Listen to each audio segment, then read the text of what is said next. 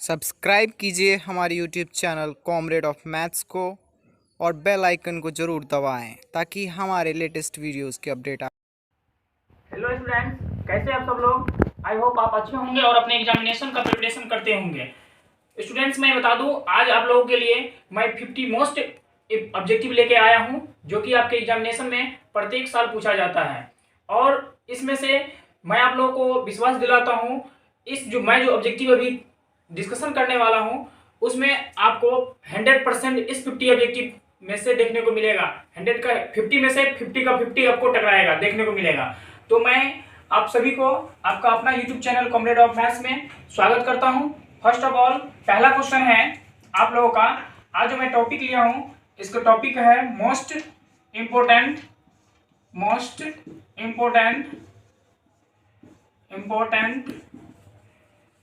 Objective question. Most important objective question. ये मैं आज जो 50 क्वेश्चन लिया हूं, ये ऑब्जेक्टिव प्रत्येक साल आपके एग्जामिनेशन में आता है। पहला क्वेश्चन है रूट फाइव एक संख्या है। देखिए, पहला ऑप्शन इसमें दिया है परिमेय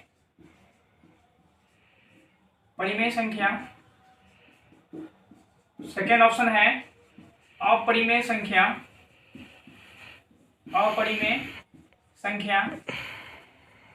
सी ऑप्शन में है सम संख्या। डी ऑप्शन में है विषम संख्या। तो देखिए, यहां से आप लोग भी वीडियो को पॉज कर करके और सॉल्यूशन करने का कोशिश करिएगा और अपना स्कोर बताइएगा कमेंट्स में, जो आपका कितना स्कोर आता है। अभी मैं 50 ऑब्जेक्टिव क्वेश्चन सॉल्व करने वाला हूं। इसमें देखिए, रूट 5 एक संख्या है, तो रूट 5 एक संख्या है, तो ये मैं आंसर बता देता हूं। पहले इसका अपरिमेय संख्या होता है। रूट 5 क्या है? एक अपरिमेय संख्या। अपरिमेय संख्या क्यों है? पहला ऑप्शन में है परिमेय संख्या। अब देखिए, परिमेय संख्या क्या होता है, तो जिसको हम p/q के फॉर्म में लिख सकते हैं, p/q के फॉर्म में लिख सकते हैं, वो आपका परिमेय संख्या होता है। परिमेय संख्या होता है जिसको हम p/q के रूप में लिख सकते हैं, वो परिमेय होता है, जहां पे q ≠ 0 होता है। q 0 के इक्वल नहीं होगा। यदि q 0 के इक्वल होगा तो ये परिमेय संख्या नहीं होगा। ये कंडीशन होता है यदि p/q के फॉर्म में होगा, लेकिन q ≠ 0, तो वो क्या होगा? परिमेय संख्या होगा। तो इसमें बोला था रूट 5, तो ये तो रूट 5 तो p/q के फॉर्म में नहीं लिख सकते हैं, तो ये परिमेय तो नहीं हुआ, तो ये अपरिमेय है। थर्ड ऑप्शन है आपका सम संख्या। तो सम संख्या क्या होता है? वैसे संख्या जिसको 2 से भाग लगाने के बाद पूरा कैंसिल हो जाए। 2 से भाग लगाने में पूरा कैंसिल हो जाए। जैसे एग्जांपल इसका हो जाएगा आपका 2 हो जाएगा, 4 हो जाएगा, 6 होगा, etc एक्सेट्रा, और आगे भी होगा। अब विषम संख्या ये है विषम संख्या। तो विषम संख्या में जाइएगा, तो विषम संख्या क्या होता है? वह इसका सम का उल्टा, सम संख्या का उल्टा होता है विषम संख्या, जिसको हम 2 से भाग लगाने में पूरा कैंसिल नहीं होता है। जैसे पूरा डिवाइड नहीं होगा। जैसे 2 हो गया, 3 हो गया, 5 हो गया, डॉट एक्सेट्रा, ये सब विषम संख्या हो गया। अब दूसरा क्वेश्चन इसका है आज के मोस्ट इंपोर्टेंट ऑब्जेक्टिव का सेकंड क्वेश्चन है। आप देखिए, मोस्ट इंपोर्टेंट ऑब्जेक्टिव है, आज का टॉपिक है मोस्ट इंपोर्टेंट ऑब्जेक्टिव। तो आप क्या करिएगा, वीडियो को पॉज करिएगा और आप भी सॉल्यूशन करिएगा और कमेंट में बताइएगा आपका 50 में कितना मार्क्स आता है। सेकंड क्वेश्चन है पाई एक डॉट संख्या है। फर्स्ट ऑप्शन दिया आपको परिमेय संख्या। सेकेंड ऑप्शन में है अपरिमेय संख्या, थर्ड में है, सी में है भाज्य संख्या, और डी में है अभाज्य संख्या। तो देखिए, पाई का वैल्यू जो होता है, पाई का वैल्यू ऐसे तो ट्रिग्नोमेट्री में आप लोग देखे होंगे, पाई रेडियन = 180 होता है, लेकिन इसमें इस क्वेश्चन के अकॉर्डिंग आपको जाना है पाई एक डॉट संख्या है, तो पाई एक अपरिमेय संख्या है। पाई क्या है? एक अपरिमेय संख्या है। नेक्स्ट क्वेश्चन है थर्ड नंबर, बिंदु 4 और -5 की दूरी मूल बिंदु से होगी। तो मूल बिंदु से देखिए, यहाँ पे ये जो होता है दूरी सूत्र आपको याद रखना है। दूरी सूत्र होता है √x1 - x2 का whole square plus y1 - y2 का होल स्क्वायर। अब यहाँ से देखिए ये दूरी सूत्र होता है और आपके क्वेश्चन में क्या दिया है, बिंदु 4 और -5 की दूरी मूल बिंदु से ज्ञात कीजिए। तो हम बताए थे मूल बिंदु का जो निर्देशांक होता है वो मूल बिंदु का जो निर्देशांक होता है वो 0 और 0 होता है। तो किससे बोला है, 4 और -5 से, 4 और -5 से, इससे मूल बिंदु का दूरी पूछा है, इससे मूल बिंदु का दूरी पूछा है। तो इसको आप मान लीजिए ए, इसको मूल बिंदु को मान लीजिए बी। तो इसका निर्देशांक आपका क्या हो गया 4 और -5 और इसका हो गया 0 0। इसको लेंगे तो आप ले लीजिए x1 y1 और ये हो जाएगा x2 y2।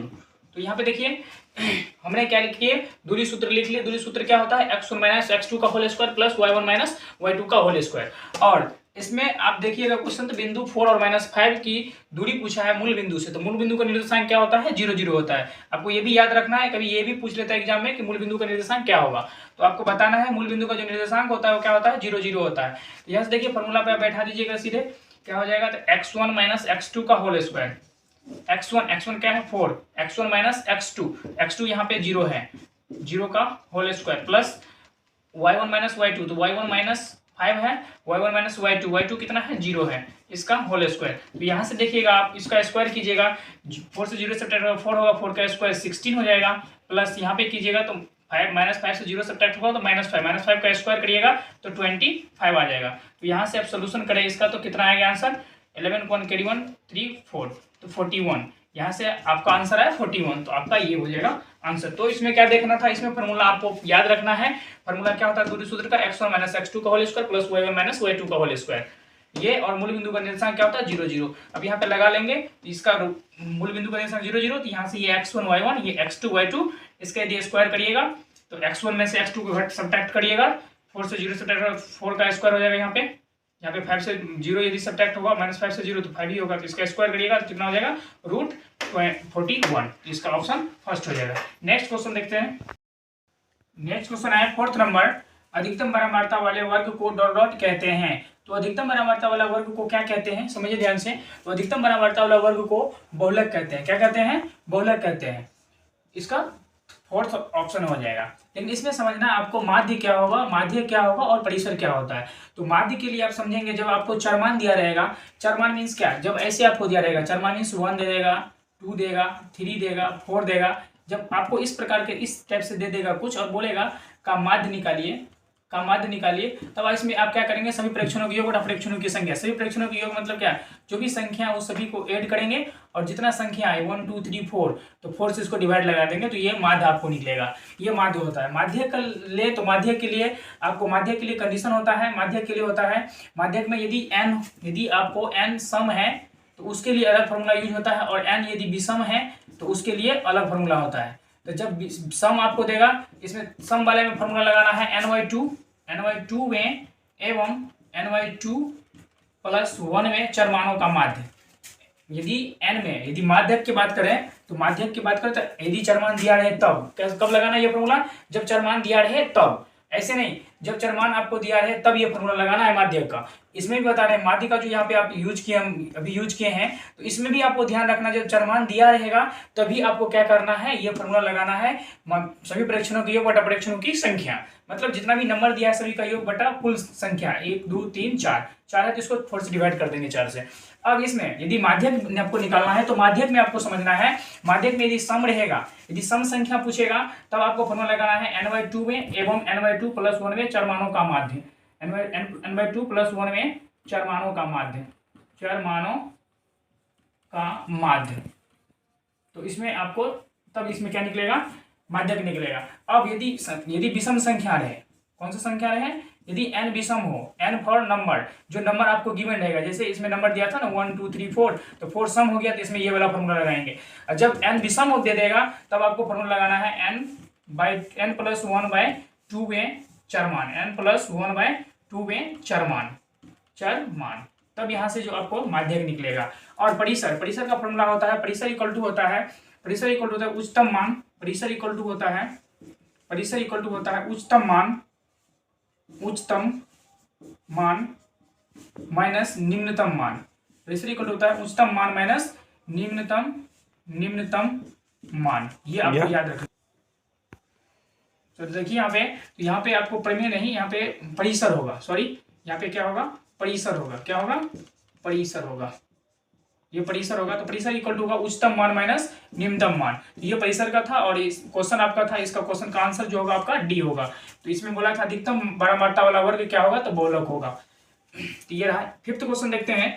फिफ्थ क्वेश्चन है इसमें √7 एक संख्या नहीं है। अब देखिए ये क्वेश्चन आपको पीछे जो भी हम बताए थे तो उसमें आपको बताए थे कि ये क्वेश्चन √7 वाला या √5 वाला था, √5 वाला। तो देखिए इसमें इस प्रमेय और प्रमेय वाला क्वेश्चन जो आता है हर साल आता है। ये वो दूसरा टाइप ईयर का था, ये दूसरा ईयर का क्वेश्चन है, प्रीवियस ईयर क्वेश्चन सारा हम लिए हैं अभी। तो ये भी देखिए इसमें √7 एक संख्या नहीं है। तो आपको क्वेश्चन ध्यान से पढ़ना है, बिल्कुल क्वेश्चन केयरफुली पढ़ना है। इसमें आपको नहीं बोला है या हाँ बोला है, इस पे ध्यान देना है। इसमें क्वेश्चन दिया है प्रमेय संख्या नहीं है, कौन सा संख्या, अब √7 एक संख्या नहीं है, तो कौन सा संख्या नहीं है, तो पहला ऑप्शन आपको दिया है अप्रमेय संख्या, पहला ऑप्शन ही दे दिया अप्रमेय। तो यदि क्वेश्चन आप ढंग से नहीं पढ़ेंगे तो बहुत बच्चा टिक क्या कर देगा, अप्रमेय संख्या नहीं है। तो अप्रमेय संख्या नहीं है तो आप गलत कर देंगे ना। इसमें क्वेश्चन बोला है नहीं है, तो नहीं है तो आपको ध्यान से क्वेश्चन पढ़ना है, ध्यान से। तो इसमें बोला है नहीं है, तो कौन सा संख्या नहीं है, तो अप्रमेय तो ये है। उसके बाद बोला है विषम, विषम संख्या, तो ये √7 एक संख्या नहीं है, तो विषम संख्या नहीं है, विषम संख्या ये √7 नहीं है।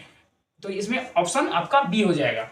इसमें और थर्ड ऑप्शन दिया है सम संख्या, तो सम संख्या भी नहीं है।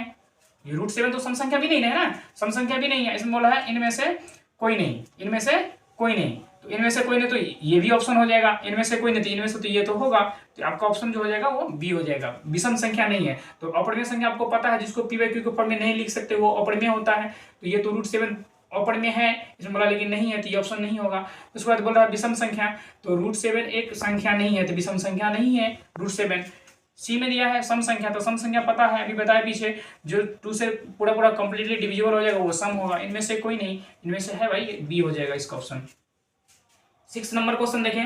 बिंदु 4-3 किस चतुर्थांश में है, बिंदु 4-3 किस चतुर्थांश में है। इसमें देखिएगा ये क्वेश्चन आपको 100% गारंटी है, 100% गारंटी है कि ये क्वेश्चन आपको बोर्ड में निश्चित रूप से देखने को मिलेगा। ये तीन चार ईयर ऐसे देखे हैं कि एज इट इज क्वेश्चन उठ करके आ गया है। तो आपको ध्यान देना है चतुर्थांश। तो चतुर्थांश क्या होता है वो ध्यान दीजिए इस क्वेश्चन में। चतुर्थांश ये होता है, ये चतुर्थांश हो गया आपका, और इसमें आपको याद रखना है ये होता है x एक्सिस पॉजिटिव, ये x निगेटिव, और ये y पॉजिटिव, और ये y निगेटिव। तो इसमें ये होता है प्रथम पाद, ये होता है प्रथम पाद जिसको बोलते हैं फर्स्ट पाद, ये होता है सेकेंड पाद, और ये होता है थर्ड पाद, और ये फोर्थ पार्ट। इसमें आपको सिर्फ ये याद रखना है, इसमें आपको सिर्फ ये याद रखना है प्रथम पाद में जो होता है, प्रथम पाद जो बना है किस दो एक्सिस से बना है। तो देखिए यहाँ पे y का पॉजिटिव और x का पॉजिटिव, तो x का पॉजिटिव और y का पॉजिटिव, तो इसमें होगा प्लस प्लस।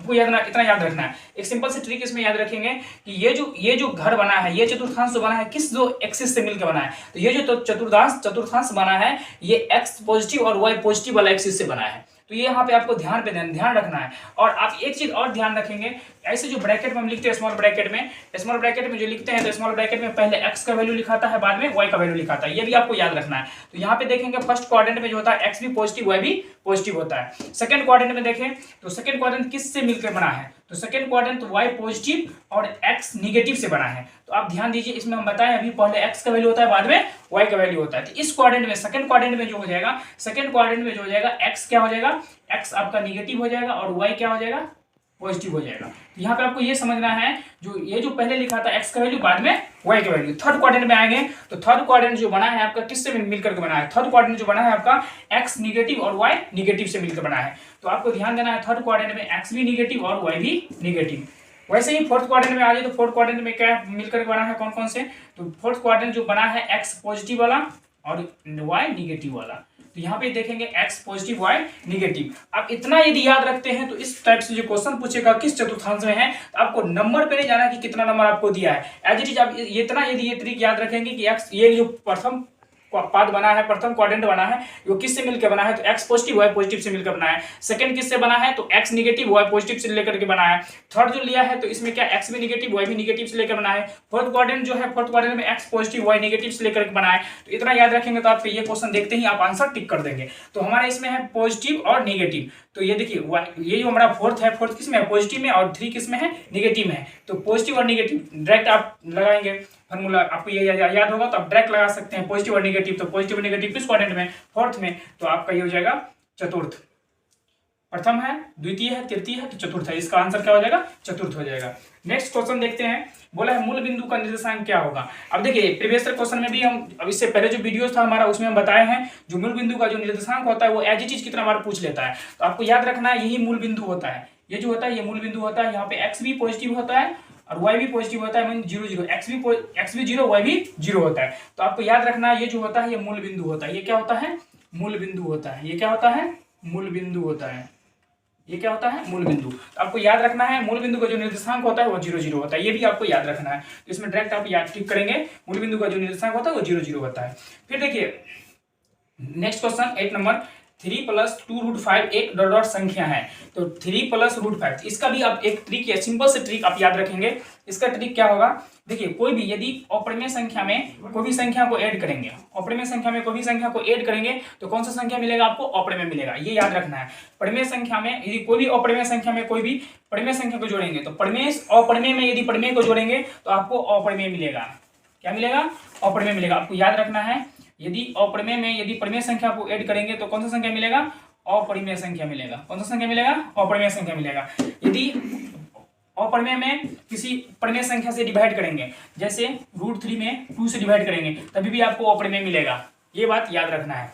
फिर एक बार और देखें, यदि मल्टीप्लाई करें √3 में, यदि परिमेय से डिवाइड करें या मल्टीप्लाई परिमेय से मल्टीप्लाई करें, 2 से मल्टीप्लाई कर देंगे, 2 क्या है, परिमेय है, ये अपरिमेय है, तो ये भी आपको क्या मिलेगा, अपरिमेय मिलेगा। तो आपको याद रखना है यहाँ पे 2 3 में परिमेय है, 3 क्या है यहाँ पे, परिमेय है, और इसमें क्या ऐड हो रहा है, 2√5 ऐड हो रहा है, तो ये क्या है, अपरिमेय संख्या है। आप इसको टिक करेंगे। नेक्स्ट क्वेश्चन है 9 नंबर, sin π/4 - cos π/4 का मान होगा। तो आपको हम बताए थे कि पाई जो होता है, पाई रेडियन इक्वल टू होता है 180। क्या होता है, पाई रेडियन इक्वल टू 180 होता है। तो पाई रेडियन इक्वल टू 180, तो यहाँ पे आपको गिवन है sin π/4 180/4। तो ये आप इसको कैंसिल करिएगा तो 40 डिग्री आएगा। इसमें से माइनस करना है cos π/4, cos पाई मीन कितना, 180/4। इसको कैंसिल करिएगा तो 45 आगे में कैंसिल होगा। तो यहाँ पे आपको क्या मिला, sin 45 degree minus cos 45 degree. तो यहाँ देखिए sin 45 - cos 45, तो sin 45 का जो वैल्यू होता है आपको ट्रिक से भी बताए थे हम। और यदि आप ये नहीं देखे हमारा पिछला वीडियो, तो पिछला वीडियो आप देखिए, उसमें ये ट्रिकी मेथड से बिल्कुल फुली ट्रिकी मेथड से बताए हैं। तो sin 45 1/√2 होता है, और ये माइनस cos 45 भी 1/√2 होता है। तो इसका आंसर कितना मिला, 0। तो इसमें कौन सा ऑप्शन हो जाएगा, सी ऑप्शन हो जाएगा, 0। नेक्स्ट क्वेश्चन देखिए 10 नंबर, इसमें दिया है 3 5 2 5 7 5 8 5 का बहुलक होगा। तो आपको पता है बहुलक क्या होता है, बहुलक होता है सर्वाधिक बारंबारता वाला वर्ग, बहुलक वर्ग कहलाता है। तो इसमें सर्वाधिक बारंबारता मीन्स जो बार बार आता है। तो देखिए इसमें बार बार कौन ऐसा नंबर है जो बार बार आया है, तो इसमें देखिएगा तो 5 जो है वो बार बार आया। देखिए 5 एक बार आया, 2 बार आया, 3 बार आया, 4 बार आया। तो 5 जो है यहाँ पे 4 बार आया है। 5 कितना बार आया है, 4 बार आया है। तो इसका जो बहुलक हो जाएगा वो क्या हो जाएगा, 5 हो जाएगा। इसका बहुलक 5 होगा। नेक्स्ट क्वेश्चन देखते हैं 11 नंबर, इसमें दिया है AP 4 10 16 22 और 28 डॉट डॉट का सार्वंतर होगा। इसमें इस क्वेश्चन में आप देखिएगा, जैसे हम इस क्वेश्चन पे आते हैं, आप वीडियो को पॉज करके रुकाइएगा और खुद से सॉल्यूशन करके देखिएगा आपका कितना मार्क्स आता है, और कमेंट में मुझे बताइएगा कि मेरा मार्क्स इतना आया है। तो ये जितना भी क्वेश्चन है सारा मोस्ट इंपोर्टेंट क्वेश्चन है आपके एग्जाम में। 100% गारंटी है कि इसी में से आपको 50 में से यदि बहुत कम आएगा तो 40 क्वेश्चन इसमें से आपको निश्चित रूप से टकराएगा। तो यहाँ से इसमें AP में 4 10 16 और 22 और 28 का सार्वंतर बोला है। तो सार्वंतर क्या होता है, सार्वंतर होता है कॉमन डिफरेंस जिसको बोलते हैं आप सार्वंतर। जैसे इसमें दिया है AP 4 दिया, 4 10 16 22, ये AP दिया हुआ है। इस AP में बोला है आपको सार्वंतर क्या होगा। सार्वंतर क्या होगा, सार्वंतर होता है ये हो जाएगा आपका A1 A2 A3 A4 और ये A5। तो सार्वंतर होता है, आप ये याद रखेंगे, सार्वंतर होता है, ये सार्वंतर होता है, सार्वंतर इक्वल टू होता है A2 - A1, A2 - A1 मतलब सार्वंतर बराबर द्वितीय पद माइनस प्रथम पद। द्वितीय पद माइनस प्रथम पद। यहाँ से देखें द्वितीय पद क्या है 10 माइनस प्रथम पद क्या है 4, इसको घटाइएगा तो कितना आएगा 6, तो इसका समांतर कितना हो जाएगा 6 होगा। तो ये इसमें से ऑप्शन आपका सेकेंड हो जाएगा। फिर 12 नंबर क्वेश्चन है, एक सिक्का को उछालने पर एक चित आने की प्रयत्ता क्या होगी। एक सिक्का को उछालने पर एक चित आने की प्रयत्ता क्या होगी। तो आपको ये पता होना चाहिए, एक सिक्का को जो उछालते हैं हम, या तो चित आएगा या पट आएगा, या हेड या टेल आएगा, ये तो पता है। तो यहाँ से आपको पूछा प्रयत्ता, तो प्रयत्ता क्या होता है, प्रयत्ता equal to N of E by N of S. इसका मीनिंग होता है प्रयत्ता इक्वल टू होता है E of N of E का मतलब ये होता है ई के अनुकूल, मतलब घटना के अनुकूल मतलब यदि हम सिक्का उछालेंगे तो या तो हेड होगा या टेल होगा। तो घटना के अनुकूल क्या हो गया, या तो हेड या टेल, तो एक कोई आया एक होगा, तो ये 1 हो जाएगा। और नंबर एन ऑफ एस मतलब टोटल परिणाम कितना हो रहा है, टोटल परिणाम कितना है, या तो हेड आएगा या टेल आएगा, 2 परिणाम हो गया टोटल, तो इसमें 1/2। तो इसमें जो प्रयत्ता हो जाएगा, एक सिक्का को उछालने में जो प्रयत्ता होगा ये 1/2 होगा, ये फर्स्ट ऑप्शन हो जाएगा। नेक्स्ट क्वेश्चन है 15 नंबर, एक रैखिक समीकरण का घात होगा। देखिए यहाँ पे देख लो एक रैखिक समीकरण का घात क्या होगा, एक रैखिक समीकरण का घात 1 होता है, ये आपको याद होना चाहिए, ये याद करने वाला है ये पूरा। यदि आपको रैखिक समीकरण पता है, रैखिक समीकरण के बारे में, तो पता होना चाहिए रैखिक समीकरण जो घात होता है, घात मीन्स होता है पावर, घात मीन्स क्या होता है पावर, तो एक रैखिक समीकरण का जो पावर होता है वो 1 होता है।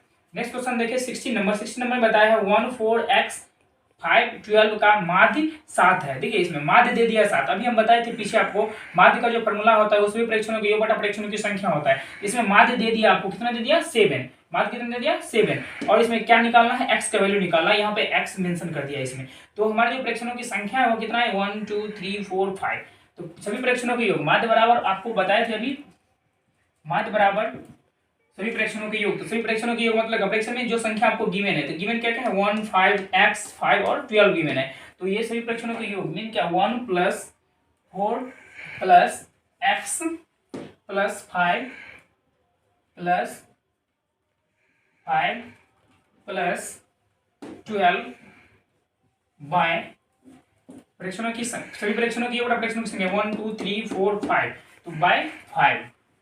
आइए इसका माध्य कितना दिया है, इसका माध्य आपको गिवन है 7, तो माध्य 7 है, तो यहाँ पे आप 7 रखेंगे, 7 इक्वल टू इसको ऐड कर लीजिए, ऐड करेंगे कितना होगा 1 और 4 5 हो जाएगा, 5 और 5 10, 10 और 10 20 22, यहाँ पे आ गया x + 22/5। ये आपका फॉर्मूला है माध्य का सभी प्रेक्षणों की बटा प्रेक्षणों की संख्या।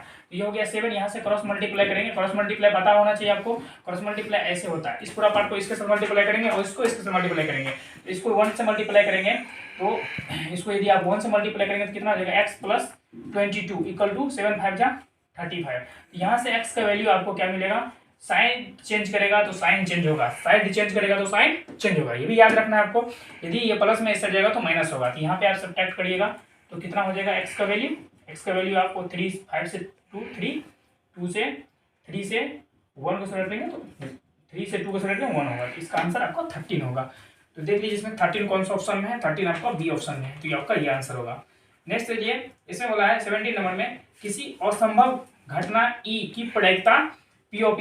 है, मतलब यहाँ पे ये बताया है किसी असंभव, ये देखिए ध्यान दीजिएगा, हम आपको बार बार यही चीज बोल रहे हैं, कि आप जो क्वेश्चन ऑब्जेक्टिव बनाएंगे तो ऑब्जेक्टिव को ध्यान से केयरफुली पढ़ेंगे, पहले जो क्वेश्चन आखिर क्या कह रहा है, हमको आंसर किस प्रकार से देना है, क्वेश्चन ये बोल रहा है, आप क्वेश्चन पे देखेंगे निगेटिव क्वेश्चन है या पॉजिटिव क्वेश्चन है उस पर ध्यान देंगे। यदि इसमें बोला है किसी असंभव बोला है, ना कि संभव बोला है, यदि आप इसको संभव समझ लेंगे तो उसका अलग आंसर आएगा, असंभव का अलग आंसर आएगा, तो आप याद रखेंगे असंभव है तो असंभव घटना की जो प्रयिकता होता है वो 0 होता है, ये आप याद रखेंगे, असंभव घटना की प्रयिकता 0 होता है। वही यदि यहाँ पे संभव रहता है तो संभव घटना की प्रयिकता कितना होता है 1 होता है, ये आपको याद रखना है। नेक्स्ट क्वेश्चन देखते हैं, नेक्स्ट क्वेश्चन देखिए 18 नंबर, यदि द्विघात बहुपद q ऑफ x, आपको द्विघात बहुपद दिया हुआ है q of x x² - x + 4 के शून्यक अल्फा बीटा हो तो अल्फा प्लस बीटा का मान होगा। तो ये देखिए ये जो इक्वेशन आपको दिया q ऑफ x, ये q ऑफ x गिवन है आपको, q of x equal to x² - x + 4, यहाँ से आप शून्यक निकालेंगे, इसका शून्यक अल्फा बीटा है और अल्फा बीटा का मान आपको पूछा अल्फा प्लस बीटा का, तो यहाँ से शून्य निकालिएगा तो इसका गुणनखंड निकालना पड़ेगा आपको। तो गुणनखंड निकालिए तब 4 हो जाएगा। तो 4 का फैक्टर क्या कर लेंगे, एक होता है 2 2 जा 4, एक होता है आपको 2 2 जा 4 और इसका फैक्टर निकालना है 1 पे। तो 1 पे क्या लेंगे कि 1 आएगा, तो देखिए 2 2 जा 4 हो गया, 4 1 जा 4 हो जाएगा, 4 1 जा 4 हो जाएगा। लेकिन आपको 4 निकालना है ना, यहाँ पे आपको क्या लेना है, इसको मल्टीप्लाई करके कि क्या होना चाहिए, 0 -1 में होना चाहिए या 0 होना चाहिए। यहाँ से सोल्यूशन करें तो कितना हो जाएगा, 2 2 जा 4 ये तो ले लेंगे, 3 1 जा 4 1 जा 4 ये भी नहीं होगा।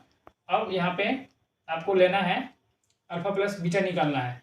तो alpha plus beta equal to simple से ये भी फैक्टर निकालने, देखो गलत हो गया है। नेक्स्ट क्वेश्चन देखिए 18 नंबर, यदि द्विघात बहुपद q ऑफ x, ये द्विघात बहुपद q ऑफ x दिया हुआ है आपको x² - x + 4 के शून्यक अल्फा बीटा हो, तब अल्फा प्लस बीटा का मान होगा। तो देखिए इसमें अल्फा प्लस बीटा का वैल्यू आपको डायरेक्ट आपको रखना है। आपको q ऑफ x गिवन है, q ऑफ x क्या गिवन है, q ऑफ x गिवन है x² - x + 4। तो यहाँ से आपको क्या करना है, अल्फा प्लस बीटा का वैल्यू पता करना, अल्फा प्लस बीटा निकालना। तो यहाँ पे देखिए अल्फा प्लस बीटा जो है, अल्फा प्लस बीटा का जो फॉर्मूला होता है वो -b/a होता है। तो -b/a, तो यहाँ पे देखिएगा x² का जो कोफिशिएंट होता है वो a होता है और x का कोफिशिएंट b और ये जो कांस्टेंट टर्म है वो c होता है। तो यहाँ से -b आपको क्या दिखा, आपको यहाँ पे a आपको x² का कोफिशिएंट, b जो मिलेगा वो x का कोफिशिएंट -1 और c कांस्टेंट टर्म 4 हो जाएगा, 4 होगा। तो यहाँ पे देखिए -b/a, ये अल्फा प्लस बीटा का फॉर्मूला होता है -b/a, तो -b आपका -1 है तो माइनस प्लस, और a जो है x² कोफिशिएंट 1 है, तो 1 से 1 को डिवाइड करिएगा तो अल्फा प्लस बीटा का जो वैल्यू आया आपको कितना आ गया, 1 आ गया। तो आपका ऑप्शन सी हो जाएगा। नेक्स्ट क्वेश्चन देखिए 19 नंबर, AP जब AP के प्रथम पद आपको 2 दिया, सार्वधातर 3 दिया, तब पूछा है AP का 3 पद क्या होगा। यहाँ पे देखिए प्रथम पद आपको गिवन है 2, तो प्रथम पद मीन्स क्या, आपको प्रथम पद मीन्स A ले लीजिए, प्रथम पद आपको 2 दिया हुआ है, सार्वधातर 3 दिया हुआ है, तो सार्वधातर को D ले लीजिए, सार्वधातर आपको 3 दिया हुआ है। अब आपको पूछा है कि आप ये समांतर AP का जो है 3 गो पद बताइए, AP का कितना पद बताइए, 3 पद बताइए। तो आपको पता होना चाहिए, इसमें प्रथम पद आपको 2 दे दिया और कॉमन डिफरेंस दिया है 3। तो कॉमन डिफरेंस जब आपको इस प्रकार का क्वेश्चन दे दे, प्रथम पद दिया रहे दे दे और सार्वधातर दिया रहे, तो आपको क्या करना है, इसमें सीधे आप प्रथम पद में जोड़ते चले जाइए, प्रथम पद में कॉमन डिफरेंस जोड़ते चले जाइए, आपका श्रेणी मिल जाएगा। ये जो AP का 3 पद आपको बोला है ये मिल जाएगा। तो इसमें यदि हम कॉमन डिफरेंस ऐड करें तो 2 में 3 को ऐड करें, फिर ये यहाँ से जो मिलेगा ये दोनों 5 हो जाएगा, फिर 5 में कॉमन डिफरेंस जो था वो ऐड कर दीजिएगा, फिर इसमें ये कॉमन डिफरेंस ऐड करिएगा, तो ये कितना हो गया, 8 हो जाएगा, 8 में 3 ऐड कर दीजिएगा। तो इस प्रकार से आपका श्रेणी का निर्माण हो जाएगा। तो आपको सिर्फ और सिर्फ कितना पद बोला है, 3 पद बोला है AP का। तो प्रथम पद 2 हो जाएगा, दूसरा पद जो हो जाएगा वो 5 हो जाएगा और तीसरा पद 8 हो जाएगा, यही 3 गो पद होगा। और आगे भी आप निकाल सकते हैं। तो प्रथम पद और कॉमन डिफरेंस दे तो आप क्या करेंगे, जो भी प्रथम पद है उसमें जो कॉमन डिफरेंस है उसको ऐड करेंगे, फिर कॉमन डिफरेंस इसमें जो ऐड करके ये 5 आया, फिर इस 5 में 3 ऐड कर देंगे तो अगला आगे वाला आ जाएगा AP का, फिर इसमें ये जो कॉमन डिफरेंस ऐड करेंगे तो फिर आगे वाला। इस प्रकार से आपका श्रेणी का निर्माण होता है। तो आपको कितना बोला था, 3 पद बोला था, तो 3 पद आपको क्या मिलेगा, 2 5 और 8। देखिए 2 5 और 8 कौन सा ऑप्शन में है, बी ऑप्शन में है, 2 5 और 8, ये तो ये आंसर हो जाएगा आपका। देखिए ये मोस्ट इंपोर्टेंट क्वेश्चन 20 नंबर जो है बहुत ही इंपोर्टेंट क्वेश्चन है, ये आपको कितना बार आपके एग्जाम में पूछा हुआ क्वेश्चन है ये। देखिए अभी जो मैं क्वेश्चन लिया हूँ 50, ये मोस्ट इंपोर्टेंट क्वेश्चन है। आप देखिएगा इसमें से 40 से एबव क्वेश्चन आपको एज इट इज मिल जाएगा।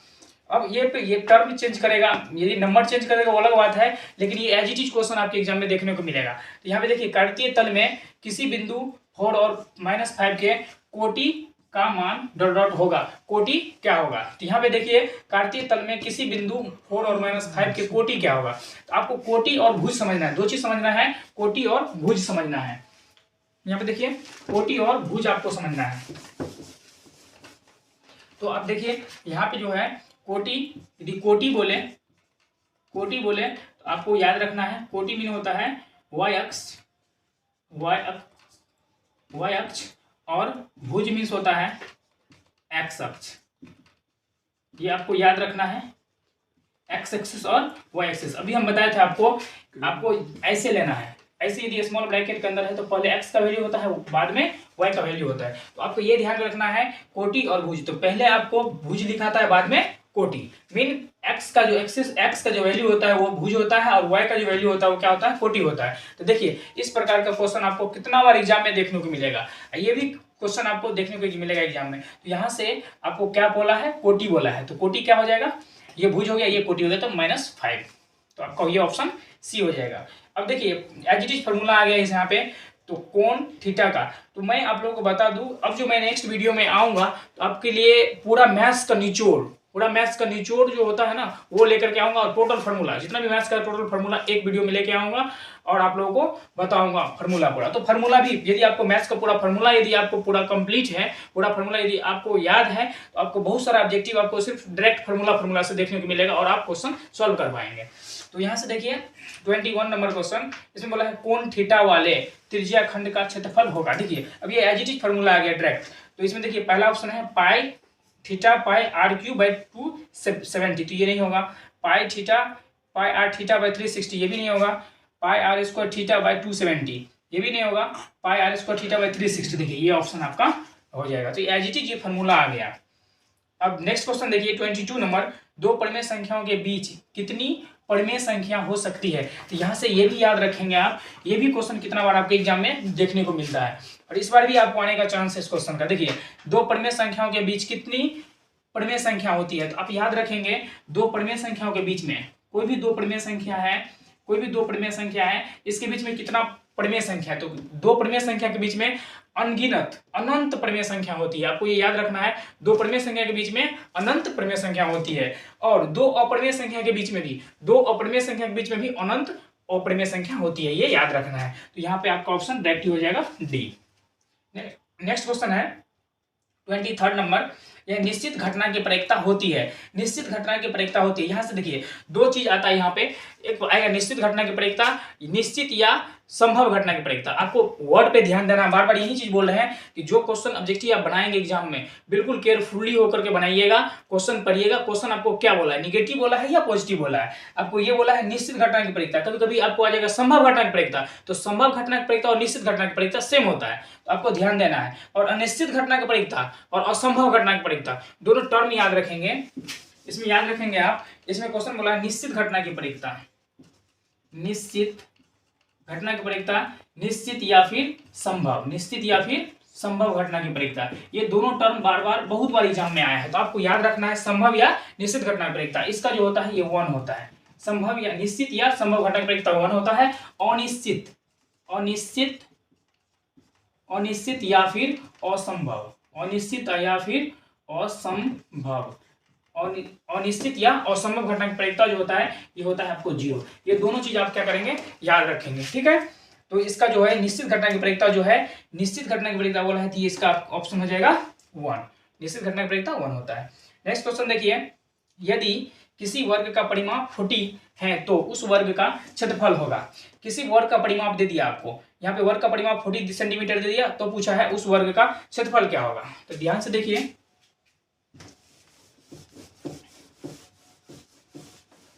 वर्ग का परिमाप आपको दे दिया, वर्ग का परिमाप कितना दे दिया 40, तो यहाँ पे लिख लेंगे, ये भी फॉर्मूला बेसिक क्वेश्चन है। देखिए वर्ग का परिमाप, ये जो होता है वर्ग का परिमाप 4 इंटू साइड होता है, 4 गुने भुजा। तो यहाँ से वर्ग का परिमाप आपको कितना दे दिया, वर्ग का परिमाप 40 दे दिया, तो 40 इक्वल टू 4 इंटू भुजा। तो यहाँ डायरेक्टली आप भुजा निकालेंगे यहाँ से, तो भुजा इक्वल टू हो जाएगा 40/4, यहाँ से भुजा आ जाएगा आपका 10, तो भुजा इक्वल टू कितना 10।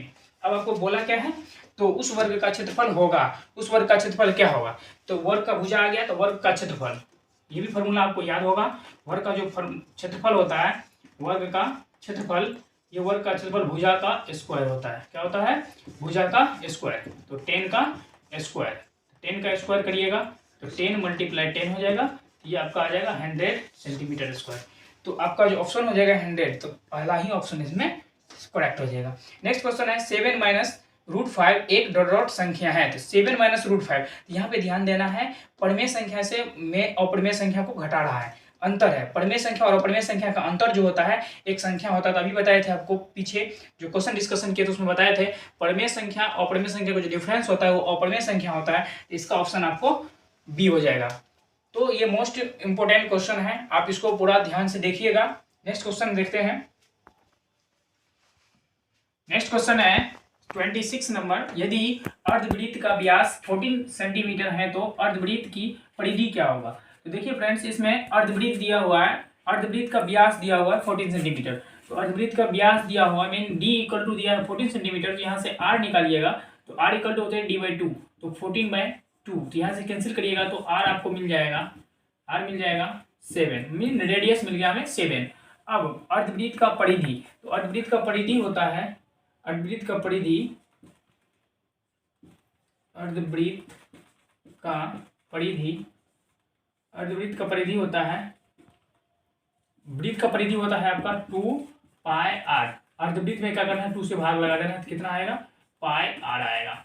तो πr आएगा, तो पाई का वैल्यू होता है 22/7 और r आपका रेडियस जो है वो 7 मालूम है।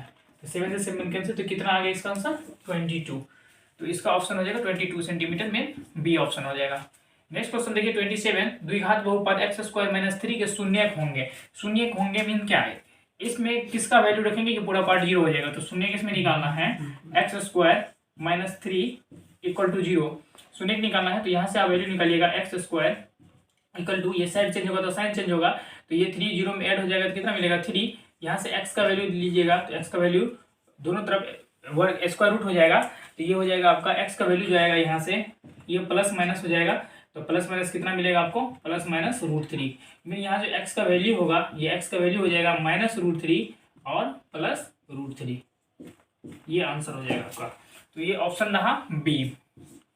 नेक्स्ट में नेक्स्ट क्वेश्चन है 28। यदि अल्फा बीटा द्विघात बहुपद f(x) इक्वल टू दिया है इसमें x² + 2x + 3 के मूल्य हो, तो अल्फा बीटा इसका मूल्य हो, तो यदि अल्फा और बीटा द्विघात बहुपद इतना के मूल है, तो बोल रहा है 1/α + 1/β, 1/α + 1/β का वैल्यू क्या होगा।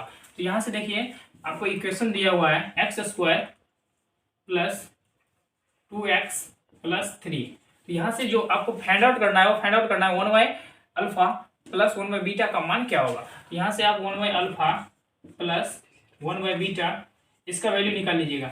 अल्फा और बीटा हो जाएगा, अल्फा और बीटा दोनों कैल्शियम लीजिएगा, तो अल्फा इंटू बीटा हो जाएगा। अल्फा से अल्फा कैंसिल, तो ये हो जाएगा बीटा, प्लस बीटा से बीटा कैंसिल, तो हो जाएगा अल्फा। तो आप देख सकते हैं यहाँ से फार्मूला हमारा आ गया alpha plus beta by alpha into beta, alpha plus beta by alpha into beta. तो यहाँ से आप देखेंगे तो अल्फा प्लस बीटा, तो अल्फा प्लस बीटा इस इक्वेशन से देखेंगे, तो यहाँ पे a इक्वल टू क्या होगा, a इक्वल टू x² का कोफिशिएंट हो जाएगा। तो x² कोफिशिएंट यहाँ पे a equal to 1, b equal to यहाँ पे 2 है और c इक्वल टू 3 है। तो यहाँ से देखेंगे अल्फा प्लस बीटा होता है -b/a, तो -b/a तो -2/a, a कितना है 1। इस पूरा पार्ट को डिवाइड कर अल्फा इंटू बीटा होता है c/a, तो c कितना है हमारा 3/a, तो 1 है। तो इस पूरा पार्ट को ये पूरा पार्ट क्या करेगा, डिवाइड करेगा।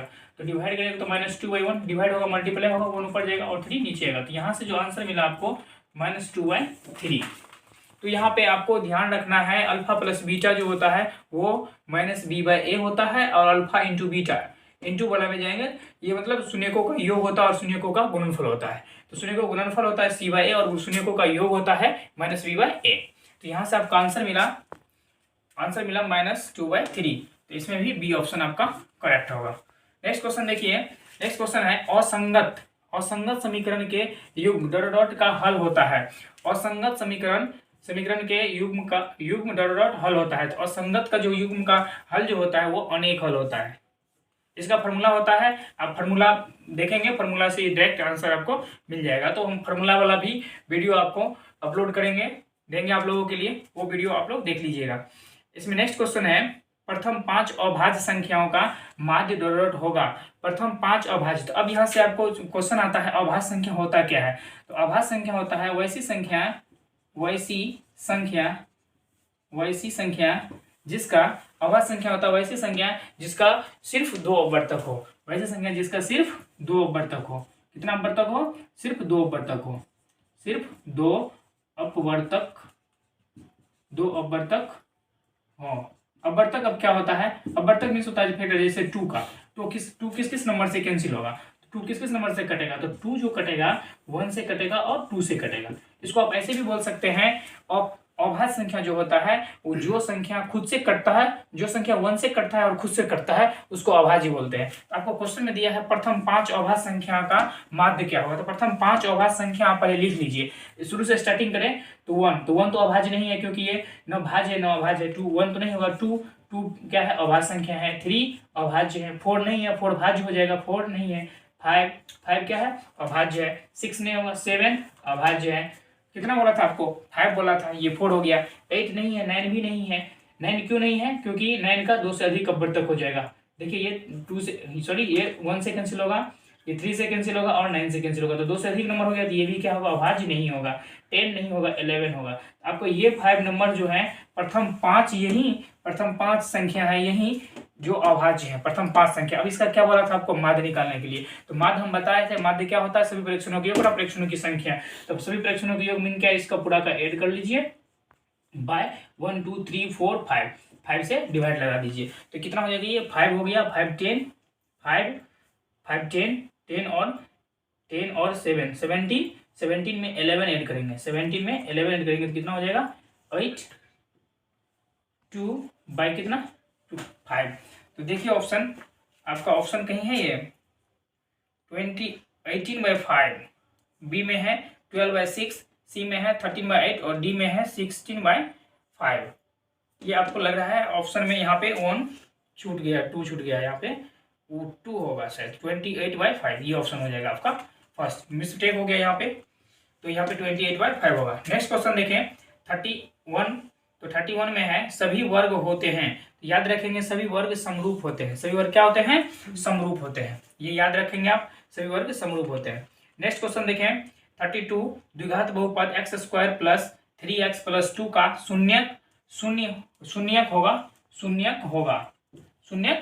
मीन द्विघात बहुपद x² प्लस 3x प्लस 2 का शून्यक होगा। शून्यक क्या होगा इसका, तो इसमें द्विघात समीकरण जो आपको दिया है इसमें x² प्लस 3x प्लस 2, इसका शून्य क्या होगा, इसको शून्य आपको फाइंड आउट करना है। तो शून्य आप सिंपल से ऐसे भी फाइंड आउट कर सकते हैं, इसका फैक्टर निकाल लीजिए, तो ये 2 हो जाएगा, तो इसका निकालिएगा तो x² प्लस 2 इसका फैक्टर आएगा, 2 का फैक्टर 2 1 2, 2 1 में ऐड करिएगा 3 होगा, तो 2x प्लस x प्लस 2।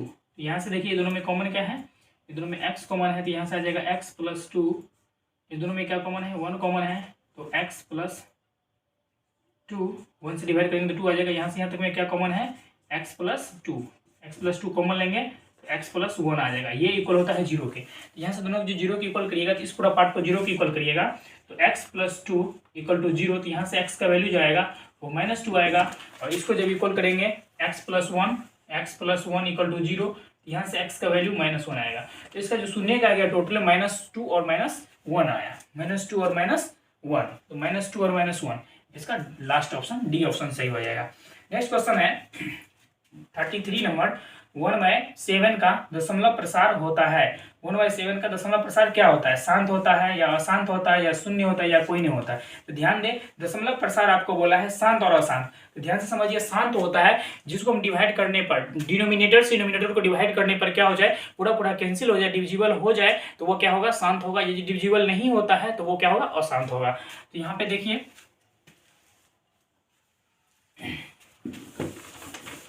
ठीक है 1/7, तो डिनोमिनेटर से डिनोमिनेटर को डिवाइड करना है, तो कितना हो जाएगा, डिवाइड नहीं होगा तो यहाँ पे 0, यहाँ 0 आएगा, तो यहाँ पॉइंट हो जाएगा, 7 1 7 कितना आ जाएगा 3 0, 7 4 28, 2 ये कैंसिल, फिर 0, 7 2 14 कैंसिल, 0 7 8 56 कैंसिल करिएगा, यहाँ से सब कितना हो जाएगा 4, ये कैंसिल, फिर 0 7 5 35, 5 ये कैंसिल, फिर 0 7 7 14 है, 7 7 14, ये डिवीजन कितना है, यहाँ पे कितना आ जाएगा 1, ये कैंसिल, फिर 0। अब देखिए यहाँ से ये बारी बारी उतरने लगा, फिर से यहाँ से स्टार्ट हो गया, तो इस पे आप रेकरिंग दे देंगे और बोल देंगे ये क्या है, अशांत है, ये क्या है, अशांत है, ये कभी कैंसिल नहीं होने वाला है, क्योंकि देखिए यहाँ से फिर से उतरने लगा, तो ये क्या है, अशांत है। तो इसका ऑप्शन जो हो जाएगा वो बी हो जाएगा। तो ये मोस्ट इंपोर्टेंट क्वेश्चन है। नेक्स्ट क्वेश्चन देखते हैं। नेक्स्ट क्वेश्चन है 34 नंबर। देखिए हम लोग 34 नंबर क्वेश्चन पे आ गए हैं। 34 में निम्नलिखित में कौन प्रमेय संख्या नहीं है, सॉरी अप्रमेय संख्या नहीं है। निम्नलिखित में कौन अप्रमेय संख्या नहीं है, तो अप्रमेय संख्या नहीं है। देखिए क्वेश्चन बार बार यही चीज बोलते हैं कि आप क्वेश्चन जो पढ़ेंगे ना बिल्कुल ध्यान से केयरफुली पढ़ेंगे ऑब्जेक्टिव में। तो क्वेश्चन यहाँ पे निगेटिव पूछा है, नहीं है अप्रमेय संख्या नहीं है, तो अप्रमेय संख्या नहीं है तो क्या होगा, प्रमेय संख्या होगा। तो पहला देखेंगे तो ये पहला अप्रमेय संख्या है, आपको बोला अप्रमेय संख्या नहीं है, ये ऑप्शन आपको नहीं होगा। बी में आए तो √2/√5, इसमें बोला है प्रमेय संख्या नहीं है, लेकिन ये भी क्या है, प्रमेय अप्रमेय संख्या नहीं है, तो ये भी क्या है, अप्रमेय संख्या है, तो ये भी ऑप्शन आपका नहीं होगा। यहाँ पे आए तो यहाँ पे अप्रमेय संख्या नहीं है, तो √3/√7, तो ये भी क्या है, अप्रमेय संख्या ही है, तो ये भी ऑप्शन नहीं होगा।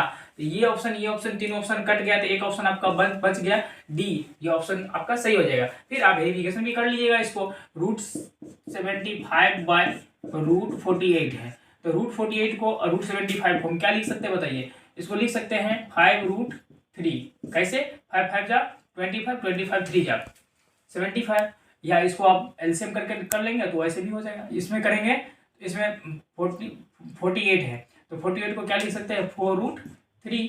कैसे, 4 4 16, 16 जा 48, यहाँ से √3 कैंसिल होगा, तो आपका क्या आया 4/5/4। तो 5/4 क्या है, परमेय संख्या है, क्या है, परिमेय संख्या। तो आपको पूछा क्या था, अप्रमेय नहीं है, तो अप्रमेय नहीं है तो परिमेय है, तो आपका ये डी ऑप्शन सही होगा। नेक्स्ट क्वेश्चन है 35 नंबर, दो क्रमिक सम संख्याओं का। देखिए ध्यान से पढ़िए, ये भी क्वेश्चन बहुत बार आया है एग्जाम में, मिक्स, ये हम 100% गारंटी दे करके बता सकते हैं कि ये भी क्वेश्चन आपके एग्जाम में आ सकता है। ये भी क्वेश्चन बहुत बार एग्जाम में आया है, दो क्रमिक सम संख्याओं का एचसीएफ क्या होगा। देखिए यहाँ पे कभी कभी पूछ लेता है सम संख्या, कभी कभी पूछेगा विषम संख्या। तो ध्यान रहे, जब आपको सम संख्या, क्रमिक मीन्स होता है कंसेक्यूटिव, कंसेक्यूटिव मीन्स क्या, जैसे 1 2 3 4 5 6 7 8, तो क्वेश्चन में आपको बोला है कि सम संख्या, तो सम संख्या ये हो गया, ये विषम संख्या को हटा लीजिए आप, तो ये क्रमिक सम संख्या हुआ। क्रमिक सम संख्या 2 हो गया, क्रमिक सम संख्या 4 हो गया, क्रमिक सम संख्या 4 के बाद 6 हो गया, क्रमिक सम संख्या के बाद 6 के बाद क्या हो जाएगा 8 हो जाएगा, 8 के बाद क्या हो जाएगा 10 हो जाएगा, 10 के बाद क्या हो जाएगा 12 हो जाएगा। ये सब कंसेक्यूटिव है, कंसेक्यूटिव इवन नंबर है ये, समझ गए। तो इसका जो एचसीएफ होता है ना 2 होता है। तो याद रखेंगे आप, यदि क्रमिक सम संख्या का बोले, क्रमिक सम संख्या का एचसीएफ क्या होता है, तो आप याद रखेंगे 2 होगा। इस क्वेश्चन का आंसर 2 हो जाएगा। लेकिन कभी कभी आपको क्या पूछेगा, क्रमिक विषम संख्या का एचसीएफ क्या होगा, तो क्रमिक विषम संख्या का जो एचसीएफ होगा वो 1 होगा। क्यों होगा 1, तो आप देख लीजिए, विषम संख्या जो होता है 1 होता है, 2 नहीं होगा 3 होगा, 3 के बाद 4 नहीं होगा 5 होगा, 5 के बाद 6 नहीं 7 होगा, 7 के बाद 8 नहीं 9 होगा।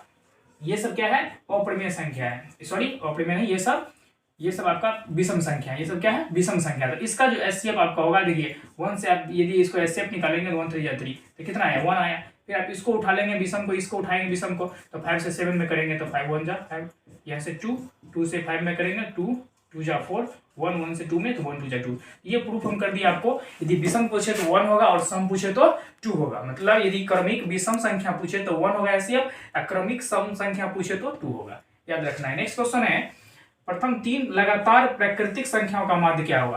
प्रथम 3 लगातार प्राकृतिक संख्या, तो प्राकृतिक संख्या आपको याद रखना है, काउंटिंग नंबर को प्राकृतिक संख्या, मतलब गिनती की संख्या को प्राकृतिक संख्या कहते हैं। गिनती हम कहाँ से, जब हम छोटे थे, जन्म लिए थे, तो कहाँ से, जब पढ़ना स्टार्ट किए हम लोग 4 5 क्लास से, तो कहाँ से स्टार्ट किए, 1 से स्टार्ट किए।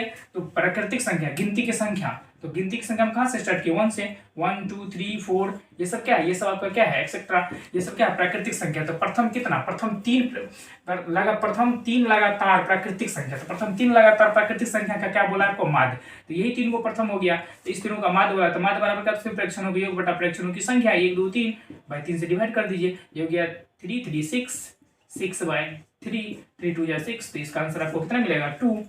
तो 2 देख लीजिए, इसमें बी ऑप्शन में है, ये सही हो जाएगा। 37 में क्वेश्चन नंबर 37 में है, निम्नलिखित में कौन अभाज्य संख्या नहीं है। फिर देखिए क्वेश्चन को ध्यान से पढ़िएगा, बोला है अभाज्य संख्या नहीं है, तो अभाज्य नहीं है तो क्या है, भाज्य है, अभाज्य नहीं है तो क्या है, भाज्य है। तो इसमें क्वेश्चन आप ध्यान से पढ़ेंगे, बिल्कुल केयरफुली पढ़ेंगे। तो इसमें अभाज्य संख्या पूछा है, तो पहला देख लीजिए 5 कौन सा संख्या है, 5 का कितना अवर्तक है, 5 का कितना अवर्तक है, सिर्फ 2 अवर्तक है, 5 के 1 से कैंसिल होगा और खुद से कैंसिल होगा, तो 5 का 2 अवर्तक है, तो ये क्या है, अभाज्य संख्या है। जबकि क्वेश्चन बोला नहीं है होना चाहिए, अभाज्य संख्या नहीं होना चाहिए, तो ये तो अभाज्य संख्या है। 7 की बात करें, 7 भी 1 से कैंसिल होगा और 7 से कैंसिल होगा, 1 से और खुद से कैंसिल होगा, तो ये भी क्या है, अभाज्य संख्या है। 2 की बात करें तो 2 भी 1 से कैंसिल होगा और 2 से कैंसिल होगा तो खुद से कैंसिल होगा और 1 से कैंसिल होगा तो ये भी क्या है, अभाज्य संख्या है। 8 की बात करें तो 8 देखिए 8 1 से भी कैंसिल होगा, 2 से भी कैंसिल होगा, 4 से भी कैंसिल होगा, 8 से भी कैंसिल होगा। तो ये 8 जो हो जाएगा आपका, 8 क्या हो जाएगा, भाज्य संख्या होगा। तो ये ऑप्शन आपका डी हो जाएगा, क्योंकि क्वेश्चन में पूछा था अभाज्य संख्या नहीं है, तो अभाज्य संख्या 8 नहीं है, 8 क्या है, भाज्य संख्या है। नेक्स्ट क्वेश्चन देखें, sine 18 degree by cos 72 degree का मान होगा। तो यहां से देखिए sine 18 degree by sine 72 degree, तो इसको यदि हम कन्वर्ट करें फॉर्मूला में तो ये हो जाएगा साइन 90 डिग्री माइनस 72, ये फॉर्मूला होता है। हम पिछले वीडियो में बताए हैं, हमारा जो पिछले वीडियो है क्लास का वो ट्रिकी मेथड से इसको हम बताए हैं, आप जा करके देख लीजिएगा प्लेलिस्ट में। तो यहाँ से देखें तो साइन कितना 72 डिग्री, तो यहाँ से यदि हम कैंसिल करें फॉर्मूला लगाएं तो साइन ऑफ 90 माइनस थीटा ये होता है cos theta, cos theta sine of 90 minus theta, sorry यहाँ पे कॉस थीटा, कॉस 72 है नीचे में, यहाँ से गलती हो गया, यहाँ पे कॉस 72 है, कॉस 72 है, यहाँ भी कॉस 72 होगा। देखिए क्वेश्चन में cos 72 है, मिस्टेक से लिखा गया तो यहाँ पे cos 72 होगा। तो यहाँ पे आप देखेंगे तो ये हो गया sine of 90 minus theta cos theta, तो थीटा की जगह पे यहाँ पे है 72 डिग्री बाय cos 72 डिग्री, ये दोनों कैंसिल होगा तो कितना आएगा आंसर, 1 आएगा। तो इसका वैल्यू कितना आया, 1, तो बी हो जाएगा ऑप्शन। नेक्स्ट क्वेश्चन देखिए 39, यहाँ भी देखिए साइन स्क्वायर 63 डिग्री और साइन स्क्वायर 27 डिग्री, इसको चेंज करेंगे फॉर्मूला में, ये हो जाएगा आपका, तो ये आपका आ जाएगा sine square 39 number question, sine square 63 degree plus sine square 27 degree, sign square 27 degree by cos square 17 degree plus cos square 73 degree, 73 degree. देखिए यहाँ से भी आपको फॉर्मूला लगाना है 90 माइनस थीटा, मतलब ये जो होता है कॉम्प्लीमेंट्री एंगल का ये फॉर्मूला होता है। तो sine square 90 degree minus theta, यदि 90 से 27 को सब्ट्रैक्ट करें 63 होगा, प्लस यहाँ पे साइन स्क्वायर 27 डिग्री, नीचे में भी कैंसिल कन्वर्ट करेंगे फॉर्मूला में तो ये हो जाएगा cos square 90 degree minus 78 degree plus 90 degree से यदि 78 को सब्ट्रैक्ट करेंगे 70 डिग्री होगा, 78 से 90 को 78 से 70 डिग्री होगा, इधर हो गया आपका cos square 73 degree, cos square 73 या 78 होगा, 73 है, तो यहाँ भी आपका कितना हो जाएगा 73 होगा, तो यहाँ पे आ गया कॉस स्क्वायर 73 डिग्री। यहाँ पे फॉर्मूला लगाएंगे, देखेंगे आप sine of 90 minus theta cos theta होता है, तो यहाँ पे आ गया cos square 27 degree plus sine square 27 degree by यहाँ पे कॉस ऑफ 90 माइनस थीटा ये होता है साइन स्क्वायर थीटा की जगह पे 73 डिग्री है प्लस इधर कॉस स्क्वायर 73 डिग्री। हम बताए थे आपको, ये देखिए यदि थीटा सेम रहेगा तो वैल्यू क्या होता है, 1 होता है, sine square theta plus cos square theta का वैल्यू कितना होता है, 1 होता है। यहाँ पे देखिए साइन स्क्वायर थीटा यहाँ भी सेम है, तो ऊपर में आ जाएगा आपका 1, नीचे में भी sine square theta cos square theta ये भी हो जाएगा 1, इसको डिवाइड करेंगे तो कितना आएगा आंसर, 1 आएगा। तो यहाँ पे देखिए तो इसका आंसर जो हो जाएगा वो फर्स्ट हो जाएगा। नेक्स्ट क्वेश्चन है, निम्न में से कौन परिमेय संख्या है, निम्न में से कौन परिमेय संख्या है। तो परिमेय संख्या कौन है जिसको p बाई क्यू के फॉर्म में हम लिख सकते हैं, वो क्या है, परिमेय संख्या होता है। यहाँ पे देखिए देख लेते हैं निम्न में कौन परिमेय संख्या है। तो ये पहला ऑप्शन है √3, तो ये तो p बाई क्यू के फॉर्म में नहीं है, तो ये तो परिमेय संख्या नहीं होगा। सेकंड देखे 2√2 बाय √2, तो √2 से √2 कैंसिल, कितना आया 2 आया, इसके नीचे में कुछ नहीं तो 1 है, तो ये p बाई क्यू के फॉर्म में हो गया, तो यही आपका ऑप्शन हो जाएगा बी, ये क्या हो जाएगा, परिमेय संख्या हो जाएगा। आगे हमको देखना नहीं है, आगे भी देख लेंगे। तो देख लीजिए यदि कोई परिमेय संख्या में कोई अपरिमेय संख्या जुट रहा है, क्या हो जाएगा, अपरिमेय हो जाएगा। और ये रूट में है, रूट के अंदर है, तो ये तो p बाई क्यू के फॉर्म में होगा नहीं, तो ये भी अपरिमेय हो जाएगा, तो आपका ऑप्शन बी हो जाएगा। नेक्स्ट क्वेश्चन देखें, देखिए अभी जस्ट बताए थे इसमें यदि थीटा की जगह पे कुछ भी रहे और स्क्वायर भी रहे, sine square theta cos square theta value 1 होता है, तो यहाँ पे देखिए थीटा पे 22 डिग्री है, sine square theta cos square theta है, तो इसका वैल्यू कितना आ जाएगा 1 आ जाएगा। तो ये ऑप्शन ए हो जाएगा। देखते हैं नेक्स्ट क्वेश्चन। चलिए नेक्स्ट क्वेश्चन देखिए 42 नंबर। प्रथम 5 पूर्ण संख्याओं का माध्य कौन होगा? प्रथम 5 पूर्ण संख्या। तो अब समझना है इसमें पूर्ण संख्या क्या होता है। तो देखिए पूर्ण संख्या होता है जीरो विथ नेचुरल नंबर। मतलब जीरो के साथ यदि प्राकृतिक संख्या को बैठा दें, किसके साथ? जीरो के साथ यदि प्राकृतिक संख्या को बैठा दे तो ये क्या हो जाएगा? पूर्ण संख्या हो जाएगा। तो आपको ये पता, क्वेश्चन बोल रहा है प्रथम 5 पूर्ण संख्या। तो प्रथम 5 पूर्ण संख्या जो होगा वो प्रथम 5 पूर्ण संख्या होगा 1 होगा 2 होगा 3 होगा 4 और 5 होगा। यही प्रथम 5 पूर्ण संख्या होगा। इसका माध्य पूछा आपको। क्या पूछा है? माध्य पूछा है। तो माध्य बराबर बताया था आपको, माध्य बराबर क्या? सभी प्रेक्षणों के योग बटा प्रेक्षणों की संख्या। सभी प्रेक्षणों के योग बटा सभी प्रेक्षणों की संख्या। तो सभी प्रेक्षणों के योग बटा प्रेक्षणों की संख्या 1 2 3 4 5 1 2 3 4 5। तो आपको क्या बोला था? प्रथम 5 पूर्ण संख्या। तो प्रथम 5 पूर्ण संख्या तो 1 2 3 4 5, सॉरी 5 नहीं होगा, 4 ही तक होगा। यही प्रथम 5 पूर्ण संख्या हो गया। देखिए जीरो भी इसमें 1 2 3 4 5, तो 5 पूर्ण संख्या का आपको क्या बोला है? माध्य। तो इसमें 5 से डिवाइड कर देंगे तो ऐड करिए, ये कितना हो गया? जीरो में 1 3 6 और 6 और 4 10/5 कैंसिल करेंगे तो इसका आंसर 2 आएगा। देख लीजिए 3 3 6 और 4 10/5, तो ये 2 आएगा आंसर। तो इसका सेकेंड ऑप्शन आपका सही हो जाएगा। नेक्स्ट क्वेश्चन है sine of A plus B. ये फॉर्मूला हो गया आपको डायरेक्ट, ये आपको याद रखना है। Sine of A plus B equal to sine A into cos B. Sine A into cos B plus dot dot दिया है। तो इसमें डॉट डॉट दिया था, इसके बाद क्या होगा? तो आपको ध्यान देना है एक बार, sine of A plus B यदि फॉर्मूला बोले तो साइन ए कॉस बी और plus cos A sine B. इसमें आपको ऐसे याद रखना है, पहले साइन आएगा फिर कॉस, उसके बाद में जो प्लस लेंगे तो उसमें कॉस पहले और साइन बाद में। ऐसे आपको ट्रिक से याद रखना है। इसमें पहले साइन उसके बाद कॉस, उसके बाद प्लस में पहले कॉस उसके बाद sign A, sine cos A sine B. यहाँ पे देखिए ए पहले आया बाद में बी, पहले साइन ए कॉस बी, इसमें कॉस ए साइन बी उल्टा। तो इसे याद रखेंगे तो ऑप्शन आपका फर्स्ट हो जाएगा। 44 नंबर देखिए sine theta equal to cos theta. तो थीटा का मान पूछ रहा है। इसमें बोला है साइन थीटा यदि कॉस थीटा के इक्वल है, इसमें थीटा का वैल्यू आपको पता करना है। जो यदि साइन थीटा बराबर है कॉस थीटा का, तो थीटा का वैल्यू क्या होगा? थीटा का वैल्यू क्या होगा जिस पर sine theta cos theta equal होगा? तो आपको पता है कॉस 45 जो होता है वो साइन 45 और कॉस 45 इक्वल होता है। तो थीटा का मान आपको कितना हो जाएगा? 45 हो जाएगा। थीटा का मान 45 ही ऐसा है जिस पर साइन बराबर होगा किसके? कॉस के। तो इसका आंसर आपको 45 हो जाएगा। डी ऑप्शन इसका सही हो जाएगा।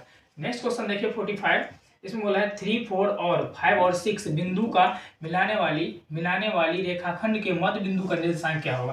तो ये क्वेश्चन आपको कोऑर्डिनेट ज्योमेट्री से आ गया। कोऑर्डिनेट ज्योमेट्री से भी आपको बहुत सारा ऑब्जेक्टिव फार्मूला बेस ही मिलेगा। तो इसमें देखिए 2 बिंदु दिया है 3 और 4 और 5 और 6 बिंदुओं को मिलाने वाली रेखाखंड के मध्य बिंदु का निर्देशांक क्या होगा? तो मध्य बिंदु का निर्देशांक आप याद रखेंगे, यदि कोई रेखा दिया हुआ है, यदि कोई 2 बिंदु दिया हुआ है, तो पहला बिंदु दिया है 3 और 4, एक है 5 और 6। तो मध्य बिंदु का निर्देशांक पूछते हैं आपको। यदि मध्य बिंदु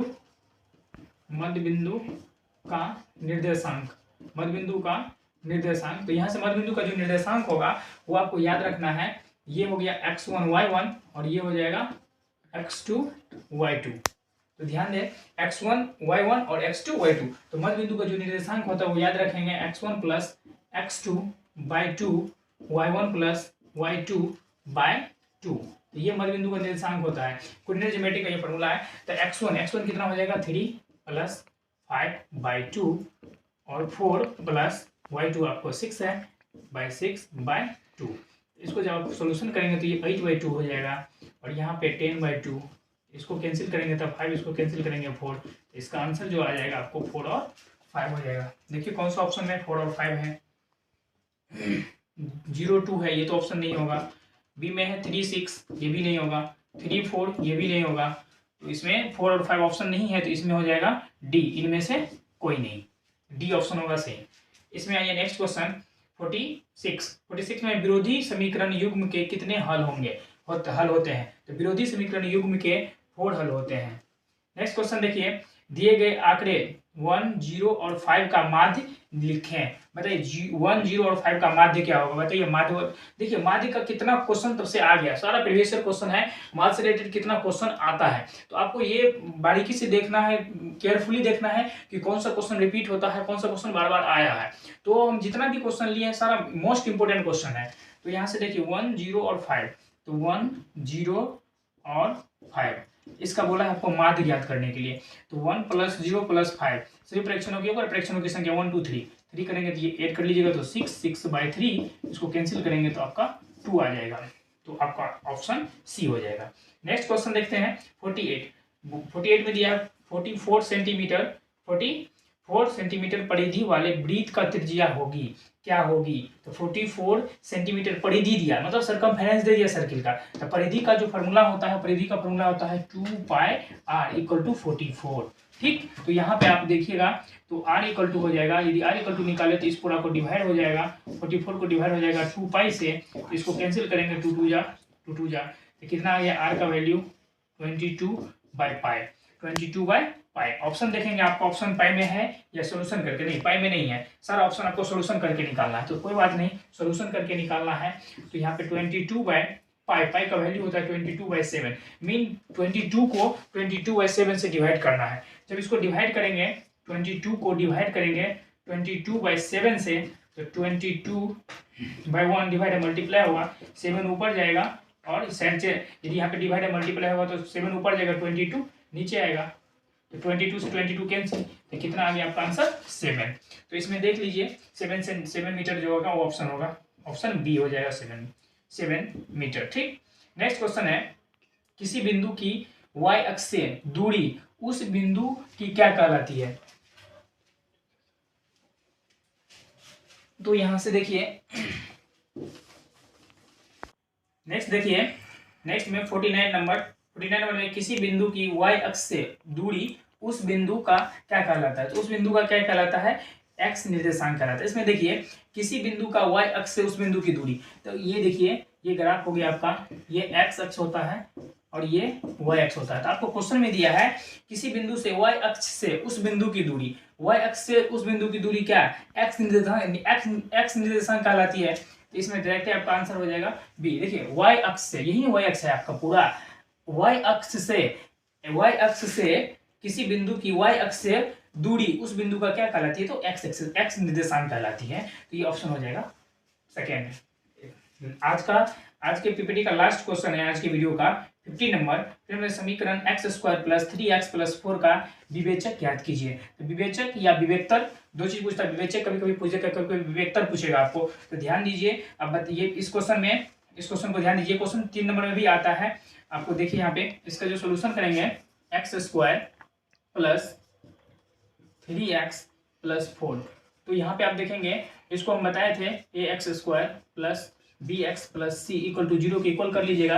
यहाँ से आपको पता चल जाएगा x² का जो कोफिशिएंट होता है वो a होता है, तो a = मिला 1, b = x का कोफिशिएंट 3 और c = जो कांस्टेंट टर्म होता है 4 वो। तो यहाँ से विवेचक या विवेक्तर निकालना है, ये होता है d, b² - 4ac। तो b² तो b कितना है आपके पास b कितना है 3, तो 3 का स्क्वायर माइनस 4a कितना है 1, c कितना है 4। तो यहाँ से देखेंगे 3 का स्क्वायर 9 माइनस 4 4 16, तो 9 से 16 को सब्ट्रैक्ट करेंगे तो -7 आएगा। तो आपका ये ऑप्शन हो गया सी। तो अभी हमने 50 क्वेश्चन क्या के डिस्कशन किया आप लोगों के लिए। ये वो मोस्ट इम्पोर्टेंट क्वेश्चन है जो हर साल एग्जाम में आपको देखने को मिलता है, और निश्चित रूप से इसमें से इस 50 क्वेश्चन से 40 से एवं क्वेश्चन आपको एग्जाम में देखने को मिलेगा। ये हम 100% आप लोगों को आशा और विश्वास दिला करके बोल सकता हूँ। और आपको यदि हमारा वीडियो अच्छा लगता है और यदि हमारा डिस्कशन यदि आपको पसंद लगता है तो आप हमारे चैनल को सब्सक्राइब करेंगे और जितना भी हो सके शेयर करेंगे, लाइक करेंगे और जहाँ तक हो शेयर करने की कोशिश करेंगे। थैंक यू, मिलते हैं हम नेक्स्ट वीडियो में।